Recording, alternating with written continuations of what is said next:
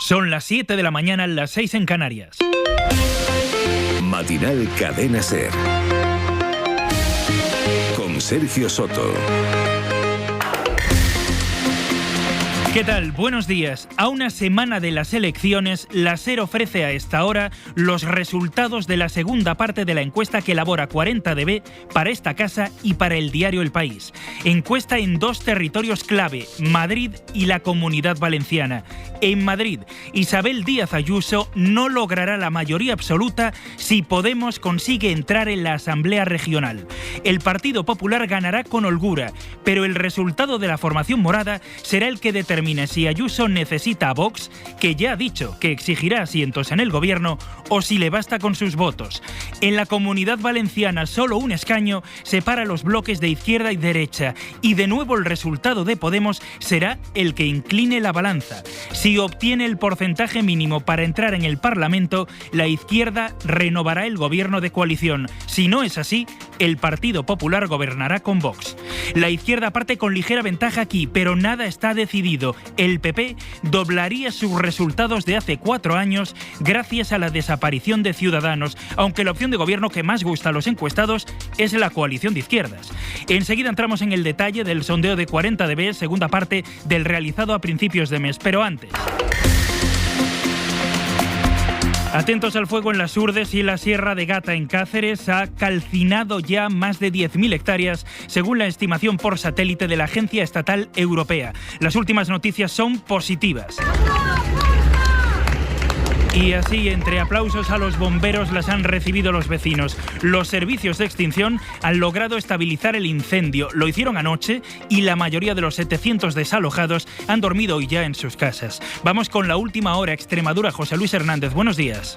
Buenos días, así es. Todavía faltan por volver los vecinos de la Alquería de Ovejuela, porque este era el foco más activo de ayer sábado. El incendio se daba por estabilizado a las 9 de la noche, lo que quiere decir que, sin llegar a estar controlado, evoluciona favorablemente sin que haya frentes activos en los que el fuego avance libremente. En una noche donde los vientos se han moderado con respecto a días anteriores. Se han registrado rachas de viento de entre 20 y 30 kilómetros por hora en la zona frente a las rachas de más de 40 kilómetros de días anteriores. Y la esperanza está puesta en la lluvia y al aumento de la humedad, porque aunque hasta ahora no se han registrado lluvias en la zona, sí que ha comenzado a llover tímidamente en otras comarcas del norte de Extremadura y se espera que esta lluvia ayude a los equipos de extinción. Hoy serán más de 400 efectivos los que estarán trabajando para seguir controlando estas llamas que han arrasado miles de hectáreas, un incendio que ha afectado a más de 10.000, aunque han quedado muchas islas verdes en el interior de este perímetro.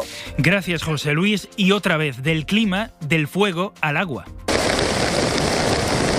A las tremendas lluvias que se han registrado en Navarra este sábado. Es la mayor acumulación de agua en un mes de mayo de los últimos 43 años. Hasta 113 litros de agua por metro cuadrado en un día en algunos municipios como Vera de Bidasoa. Hoy no está previsto que vuelva a caer con tanta fuerza, pero la lluvia es también lo que vamos a ver en buena parte de España. Javier Liébana, buenos días. ¿Qué tal, Sergio? Buenos días. El mapa de España para este domingo es una mezcla entre nubes, lluvias, en algunas zonas incluso rayos y muy pocos soles. Los cielos se van a cubrir en gran parte del país. Se espera que el agua caiga durante el día, sobre todo en el centro y en la mitad sur, con lluvias intensas en Andalucía, aunque tampoco se van a librar en el norte, como en Galicia, Asturias, Cantabria, País Vasco, Cataluña, ni tampoco en las islas. Temperaturas también en descenso en todo el país. Destacan los 26 de máxima en Tenerife y los 25 en Badajoz. Por abajo los 5 de Palencia, Burgos y León.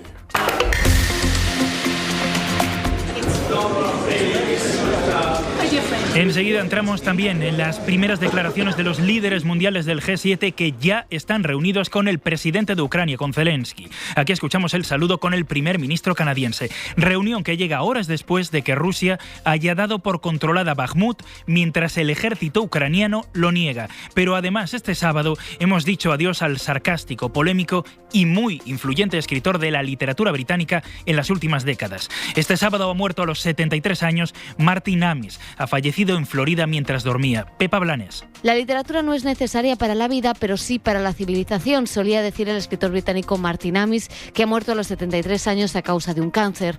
Hijo del también escritor Kingsley Amis, consiguió salir de la sombra del padre y se convirtió en uno de los escritores británicos más polémicos y controvertidos y también más populares. Debutó con 33 años con el libro de Rachel, que en España publicó Anagrama, editorial que le ha acompañado en toda su carrera. Dinero, La flecha del tiempo, El estado de Inglaterra y La zona de interés, una una polémica novela que sus editores habituales no quisieron publicar. Una novela que justo se presentaba en versión cinematográfica este sábado en el Festival de Cannes. Su última novela la publicó en 2021, una autobiografía ficcionada que sirve como testamento literario al brillante escritor. Al cierre volvemos con Pepa en el Festival de Cannes. Ahora empieza ya Matinal Ser.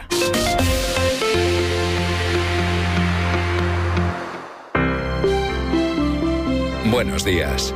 En el sorteo del sueldazo del fin de semana celebrado ayer, el número premiado con 5.000 euros al mes durante 20 años y 300.000 euros al contado ha sido 77.241. Serie 22. Asimismo, otros 4 números y series han obtenido cada uno de ellos un sueldazo de 2.000 euros al mes durante 10 años. Puedes consultarlos en juegos11.es. Hoy tienes una nueva oportunidad con el sueldazo del fin de semana. Disfruta del día. Y ya sabes, a todos los que jugáis a la 11, bien jugado. Cuidado con la sopa, que quema. Siempre hay alguien que cuida de ti. En Autocontrol, anunciantes, agencias y medios, llevamos 25 años trabajando por una publicidad responsable.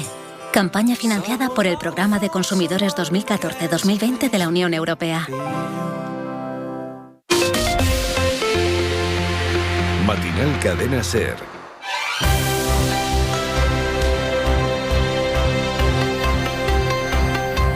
...28M... Elecciones autonómicas y municipales. Cadena Ser.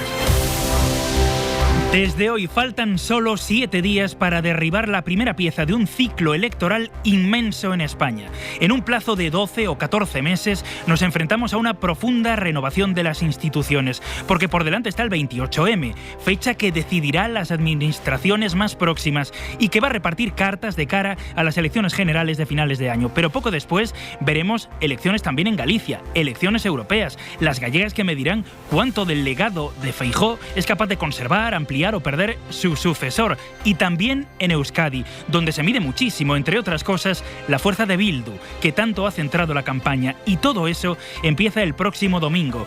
Por eso hoy les ofrecemos la segunda encuesta de 40dB para la serie El País, que toma la temperatura de 2 territorios que, según los analistas, reflejan mucho de lo que va a suceder en el resto del país. Primero Madrid, donde Isabel Díaz Ayuso intenta alcanzar la mayoría absoluta, y de ella obtendrá mayor o menor margen frente a Feijóo, del que tanto le gusta desmarcarse. Esa mayoría, decíamos, dependerá del resultado de Podemos. Con su discurso más duro, Ayuso no logra de momento mejorar resultados. La izquierda tampoco los suyos, penalizada por presentarse partida en 3. Director de contenidos de la SER en Madrid, Roberto Torija, buenos días. Buenos días. La radicalización del discurso de Ayuso no le permite crecer hasta consolidar una mayoría absoluta que le permita llegar tranquila al 28M. Ni ha conseguido captar al votante de Vox ni al votante de centro-izquierda incómodo por los pactos del PSOE con Bildu. El PP solo mejora 2 décimas en intención de voto respecto a la primera encuesta y su mayoría absoluta vuelve a depender de que Podemos no consiga representación parlamentaria. Sin Podemos, Ayuso suma 69 escaños, uno por encima de la mayoría absoluta. Con Podemos en la Asamblea, el PP puede quedarse con 66 y, teniendo en cuenta el margen de error del sondeo, es probable que la formación de Alejandra Jacinto sí tenga representación con hasta 7 diputados. La izquierda, por su parte, tampoco logra movilizar el voto para ser alternativa de gobierno. Más Madrid obtendría entre 26 y 28 escaños, el PSOE entre 25 y 26. Vox podría dejarse entre 1 y 2 diputados por el camino. De los 13 actuales, a 11 o 12. Y la Comunitat Valenciana, donde Ximo Puig busca su reelección como presidente. Aquí leen los análisis un indicador de cómo retrocede, resiste o avanza no solo el Partido Socialista, sino el conjunto de las fuerzas progresistas que hoy gobiernan. Y aquí otra vez la desaparición de Ciudadanos, que pasa de 18 escaños a la nada, convierte el bloque de la derecha en un bloque de 2 frente a una izquierda de 3. La fragmentación encarece los escaños para la izquierda. Podemos vuelve a ser la fuerza cuyo resultado es clave según la encuesta. Si obtiene representación, se reeditará el Pacto del Botànic. Pero todo está en el aire, en un estrechísimo margen. El PSOE aguanta, Compromís sube. Radio Valencia, Adrián Sánchez, buen día. Buenos días. Un escaño separa a la izquierda de la derecha en la Comunitat Valenciana a solo una semana de las elecciones. La igualdad entre bloques es total y la suma de socialistas, Compromís y Unides Podem alcanzaría los 50 escaños frente a los 49 de PP y Vox. La de hoy da un resultado todavía más ajustado que la última encuesta. Ximo Puig podría seguir siendo presidente de la Generalitat, aunque Unides Podem tendría el 5,2% de los votos y, teniendo en cuenta el margen de error, podría quedarse fuera del reparto de escaños a favor de la derecha. Lo que parece seguro es que el PP ganaría las elecciones valencianas con 35 escaños, que los socialistas se mantendrían, 27 diputados les otorga esta encuesta, y que Compromís y Vox subirían frente a la caída de Unides Podem y a la desaparición de Ciudadanos. Carlos Mazón se convierte por una décima en el político mejor valorado, aunque poco más de la mitad de la población valenciana lo conoce, y Ximo Puig y Joan Baldoví consiguen una puntuación de 5 sobre 10. Además, la mayoría de encuestados, el 27,5%, apuestan por un nuevo gobierno de coalición entre PSPB, Compromís y Unides Podem. Esto es lo que auguran las encuestas y mientras la campaña sigue, porque precisamente allí, en Valencia, donde parece que se juega mucho, ha hecho Pedro Sánchez el último de sus anuncios y van más de una decena ya en mítines de campaña electoral. Hoy el presidente del gobierno hará campaña en Valladolid, pero en Valencia, apoyando a Ximo Puig, Sánchez ha anunciado una inversión en sanidad, 580 millones de euros en la atención primaria. En el próximo Consejo de Ministros vamos a inyectar 580 millones de euros para reforzar, para robustecer y para modernizar los 13.000 centros de atención primaria de toda España. El PSOE quiere hacer de la gestión su principal baza para ganar elecciones y pone como ejemplo a Ximo Puig en la Generalitat Valenciana, mientras Puig recuerda los años de corrupción del PP. Quienes eran corruptos eran ellos y se fueron ellos y desapareció la corrupción. No van a volver, no pueden volver y el gran antídoto para que no vuelvan es el Partido Socialista. Decíamos que la encuesta no recoge por el momento réditos para Ayuso en su ejercicio de resucitar a ETA y Feijóo este sábado ha intentado disimular el terrorismo en sus intervenciones. En Sevilla, donde intentan arrebatar su gran alcaldía al PSOE, Bildu ha aparecido, pero el líder del PP ha preferido recuperar el discurso sobre el Falcon y exponer lo que cree son las mentiras de Sánchez, tralará. No gobernaré con Podemos, tralará. No cederé al independentismo, tralará. Con Bildu no vamos a pactar, se lo digo 5 o 20 veces, tralará.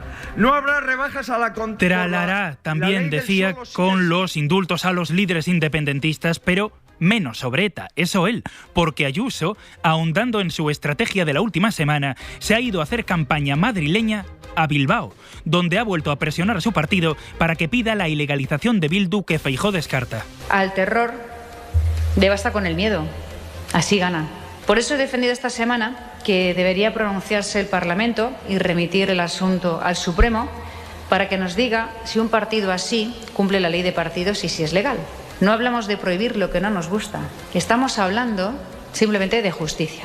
Respondía a esta estrategia Ione Belarra desde Podemos. La secretaria general asegura que el PP esconde en esta batalla su falta de propuestas. ¿Por qué pensáis que es que la derecha no para de extender cortinas de humo? ¿Por qué empieza la campaña electoral y ya solo se habla de ETA y de Venezuela? Porque no quieren confrontar su proyecto político. Y así lo resumía también Pablo Iglesias, que aunque sin cargo sigue teniendo mucha voz en el partido. Chalados o no, ahora lo entenderán, a cada propuesta el PP responde ETA. Usted, su política de vivienda, ETA. Tú dices, pero bueno, la privatización de la sanidad, ETA.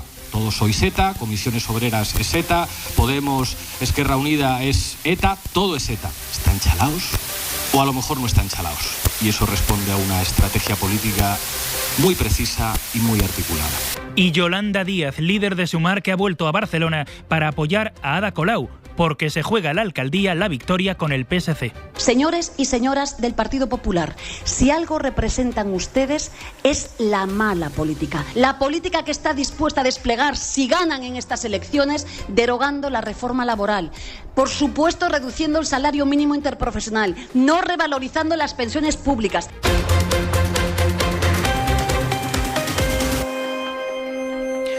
Lo decíamos también en portada, los líderes del G7, las 7 economías más poderosas del mundo, con algunos invitados, protagonizan estos días una cumbre en Japón que está lejos de la diplomacia más blanda que han exhibido en otros encuentros. Ayer contábamos que Estados Unidos acepta entrenar pilotos ucranianos de cazas y que Europa los envíe.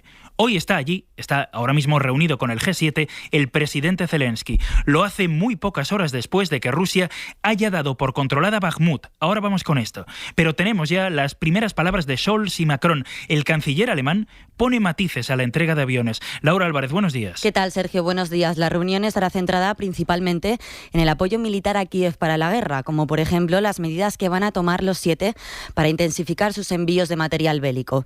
Precisamente, minutos antes de esta reunión, el presidente de Francia, Emmanuel Macron, ha pedido cautela ante el anuncio del grupo de mercenarios Wagner sobre la toma de posesión de Bakhmut. Macron asegura que corresponde a Ucrania informar sobre la evolución de su ejército en el terreno. Por su parte, el canciller alemán, Olaf Scholz, ha dicho en una entrevista que el entrenamiento de pilotos ucranianos para los F-16 es un proyecto a largo plazo y ha señalado que Estados Unidos aún no ha decidido lo que harán tras el entrenamiento. Antes de la reunión con todos los líderes, Zelensky se ha reunido con el primer ministro de Canadá, Justin Trudeau, con el que ha hablado principalmente sobre la incorporación de Ucrania en la OTAN. Zelensky ha pedido que, durante la próxima cumbre, los países den señales claras sobre qué va a pasar con su país. Las reuniones de este tipo son bastante complejas, Laura, de ahí que no siempre acaben con consenso. El caso es que Zelensky se ha visto en Japón también con países que no simpatizan tanto con su causa como representantes de la India o de Brasil y ha intentado convencerlos. Y los líderes del grupo de los 7 sí han acordado, entre otras cosas, presionar a China en un comunicado conjunto. Pero también aquí ha sido Scholz el que ha puesto ciertas cautelas. Sí, Macron ha asegurado que la presencia de Zelensky en la reunión es una oportunidad buena para convencer a India y a Brasil sobre su posición en la guerra, países que siempre han mantenido cierto distanciamiento diplomático sobre el conflicto. Mientras, tanto Macron como Scholz han optado por un equilibrio en las conversaciones comerciales con China, tras el comunicado oficial publicado este sábado por los líderes del G7. En este escrito pedían a China que medie en la guerra para detener la violencia y que resuelva su conflicto con Taiwán. Ante esto, China, en otro comunicado, ha dicho repudiar las críticas y ha descrito al G7 como un obstáculo para la estabilidad y el desarrollo. La reunión con Zelensky en Hiroshima, mientras esta noche el presidente ruso Vladimir Putin ha felicitado al grupo de mercenarios Wagner por haberse hecho con la ciudad de Bakhmut. Es la ciudad por la que llevan meses batallando, la misma de la que han anunciado su control otras veces, perdiéndolo después o sin ajustarse del todo a lo que finalmente ocurría. La misma de la que el jefe de Wagner decía hace un par de semanas que iban a retirarse por falta de suministros. Sea como sea, Rusia la da ya por controlada. Informa desde Moscú para la SER Javier González Cuesta. El jefe de Wagner ha anunciado que su grupo de mercenarios ha completado la conquista total de Bakhmut. Yevgeny Prigozhin ha hecho este anuncio rodeado de ruinas y con los sonidos de explosiones de fondo. Además, no es la primera vez que el dueño de Wagner da por conquistada la ciudad. Según Prigozhin, sus fuerzas asegurarán Bakhmut y volverán a sus bases el 25 de mayo, siendo sustituidas por el ejército ruso. El anuncio ha sido celebrado por los círculos ultranacionalistas rusos, que han recordado que se cumplía un año de la caída de Mariupol. Esto es lo que dice Rusia, Javier, pero Ucrania ha salido a desmentir la conquista casi inmediatamente. Reconoce, eso sí, que la situación en Bakhmut es crítica. A pesar de las declaraciones del fundador de Wagner, los militares ucranianos niegan que los mercenarios rusos hayan tomado el control de la ciudad. Los defensores aseguran mantener la entrada suroeste de Bakhmut, desde Konstantinovka. Según la viceministra de Defensa, Anna Maliar, la línea es firme y controlan tanto fábricas como zonas residenciales. Además, Kiev recuerda también que la lucha continúa en los flancos y Bakhmut podría convertirse en una trampa para los rusos. Según la inteligencia británica, Moscú ha convertido su conquista en una prioridad y le ha destinado aún más tropas que podrían haber servido para proteger otras zonas de la futura contraofensiva ucraniana. En 2015...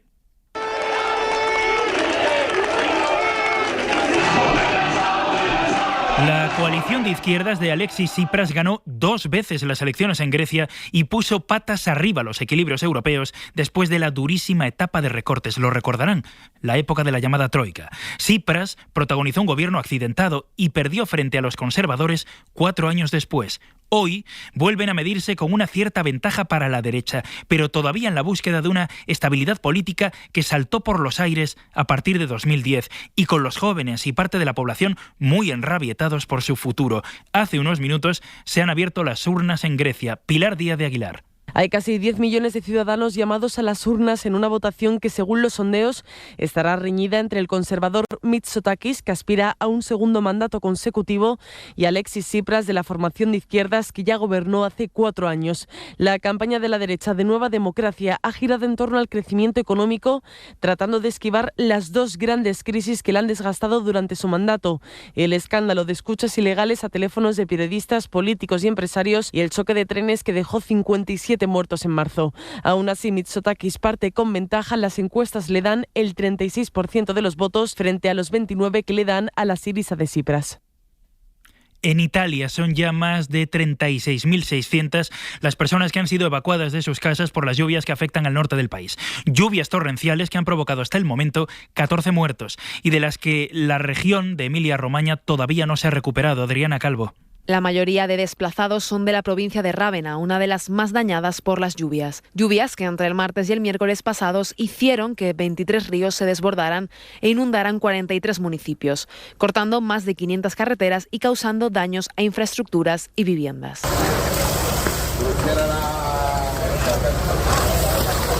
Viviendas como la de estos vecinos de Rávena. Escuchamos el sonido cuando intentan sacar cubos de agua del interior de la casa inundada. La vicepresidenta de la región y responsable de Protección Civil, Irene Priolo, ha cifrado este sábado los daños en miles de millones de euros. La primera ministra italiana, Giorgia Meloni, tiene previsto regresar este domingo de la cumbre del G7 en Hiroshima para visitar las zonas afectadas en su país y además presidir el próximo martes un Consejo de Ministros extraordinario para aprobar ayudas económicas y exenciones fiscales para los territorios perjudicados. Y en Estados Unidos, nuevo tiroteo en Florida. Ha dejado al menos un muerto y 2 heridos. Las autoridades han llegado al lugar de los hechos, una vivienda al sur del estado, y han hallado a 3 personas en el suelo con heridas de bala.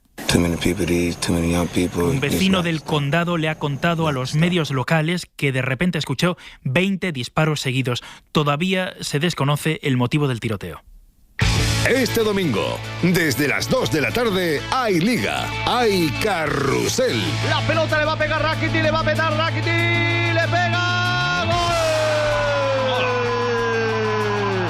¡Gol, gol! Sevilla se viste de derbi. Desde el Sánchez Pizjuán, Sevilla-Betis. Y además, Rayo Español, Atlético de Madrid Osasuna y Valencia-Real Madrid. ¡Ojo, Asensio, le pega Asensio, gol! Y también la gran final de la Final Four de baloncesto. El lanzamiento de 3, triple. Y por supuesto, una nueva jornada de la Liga Smartbank. El España-Eslovenia del Europeo Sub-17. La etapa del día del Giro de Italia y lo mejor del fútbol internacional. Te lo cuenta todo el mejor equipo de la radio deportiva. Mucho carrusel tienes tú. Con Dani Garrido. Cadena SER. La fuerza de la voz.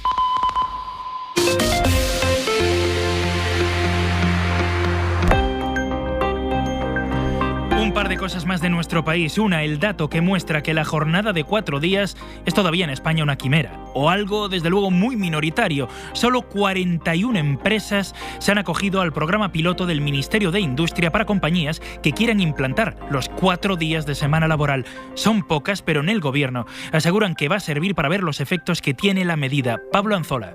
Farmacéuticas, textiles o de la distribución. Han sido 41 empresas del sector industrial, en total con más de 500.000 de trabajadores, las que se han adscrito a este proyecto piloto a cambio de recibir ayudas de hasta 200.000 euros. El Ministerio pasa ahora a monitorizarlas, a evaluarlas durante al menos 2 años. Quiere ver qué ocurre, por ejemplo, con los ritmos de trabajo, con la satisfacción de los empleados o con la productividad de este puñado de empresas una vez comiencen a aplicar sobre al menos un 25% de su plantilla incluía la jornada laboral de 4 días de 32 horas semanales sin reducir los sueldos. El Gobierno había destinado casi 10 millones de euros a financiar este programa, pero finalmente va a movilizar apenas 3 millones en subvenciones a estas pymes. A pesar de eso, desde Industria están satisfechos con la acogida que ha tenido esta iniciativa porque dicen, 1, es suficiente para obtener resultados extrapolables al resto del sector y 2, demuestra que las empresas españolas están abiertas a nuevos modelos de trabajo. Y 2 imágenes que deja el sábado, la primera en Navarra, donde ha ardido un autobús en el que viajaban 55 personas, 27 de ellas menores de edad. Se ha incendiado por causas que todavía se investigan, aunque no ha habido heridos. Y en Zaragoza, un caza F-18 del Ejército del Aire se ha estrellado mientras hacía prácticas. El piloto ha podido saltar en paracaídas antes del accidente.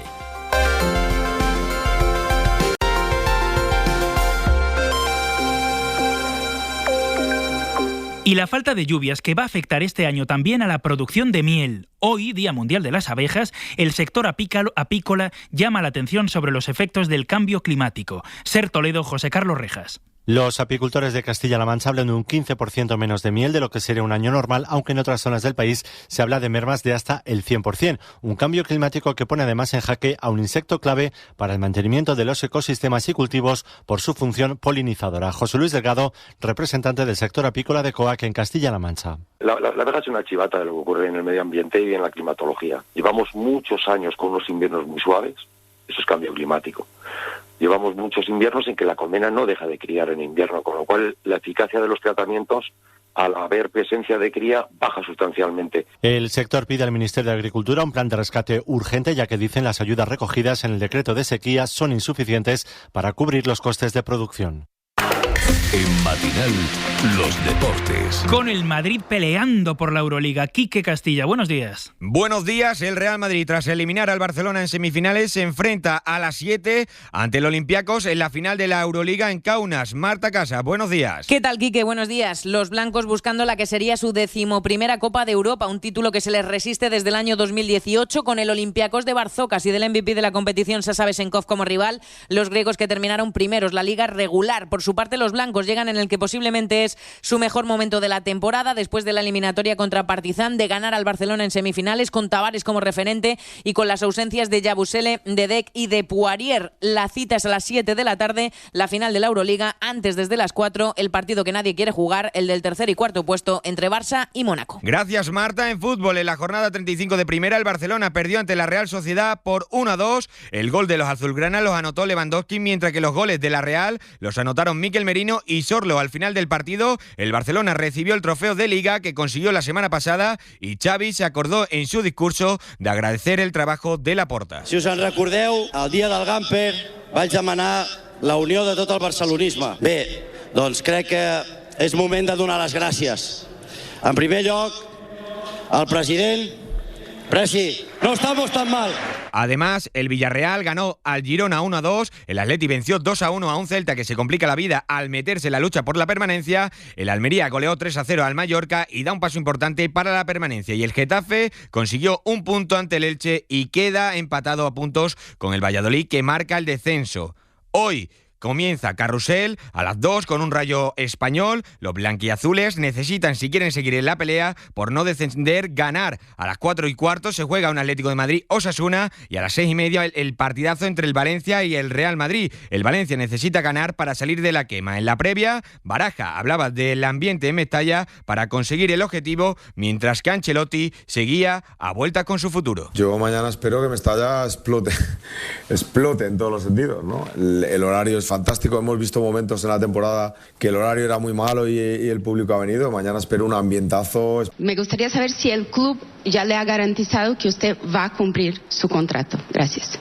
Sí. Y a las 9 el derbi sevillano, Sevilla-Betis. El Sevilla llega tras clasificarse en la final de la Europa League, mientras que el Betis busca certificar su participación en Europa la próxima temporada. Además, en segunda división, Granada y Las Palmas parten para la semana que viene como equipos en puestos de ascenso directa a primera, y en playoff se encuentran a la vez Levante, Eibar y Albacete. Y el Málaga certificó ayer, tras perder contra el Alavés, su descenso a la primera ref. No lo hacía desde hace 25 años. Martin Scorsese estrena peli, la ha visto en el Festival de Cannes Pepa Blanés.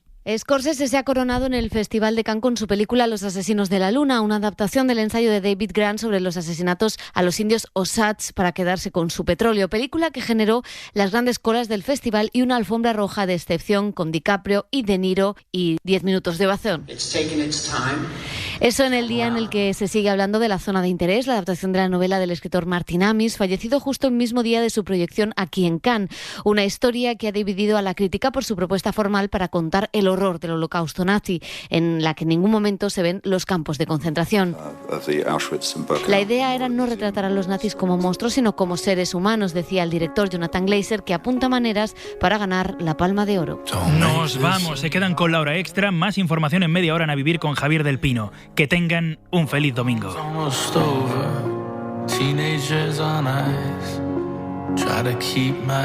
Matinal Cadena SER con Sergio Soto.